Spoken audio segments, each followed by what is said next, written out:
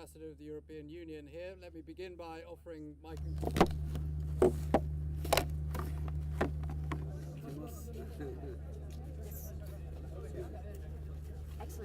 common future, guided by common values, a vision of making peace and stability sustainable. Mania's regions and welcome.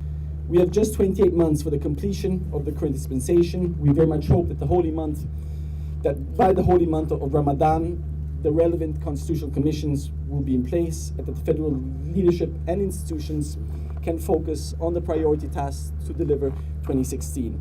On the security front, we are conscious on the need to open the security space to ensure a better life for the Somali people and are committed to deploy a range of tools, from supporting the ongoing efforts of the Somali National Army, Police and AMISOM to stabilization and reconciliation. haddaad sheegnay shirkii oo process si degdeg oo dalalka kale oo ka soo bin marka yani wax cusub oo kuwii horaaba hadda muxuu qatartaas galay from the EU will remain aligned with the education sector strategy. Together with the federal government of Somalia, the EU has trained police officers and legal professionals. We have also received great support in our effort to reform the public financial management, the civil services, while engaging with the local governance needs in the post-conflict environment of Somalia.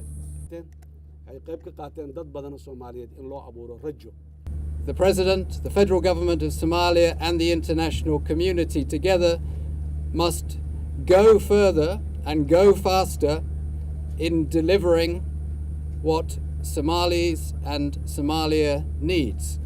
And we have identified specific areas which we will want to see progress on by the time we meet at the end of June before Ramadan.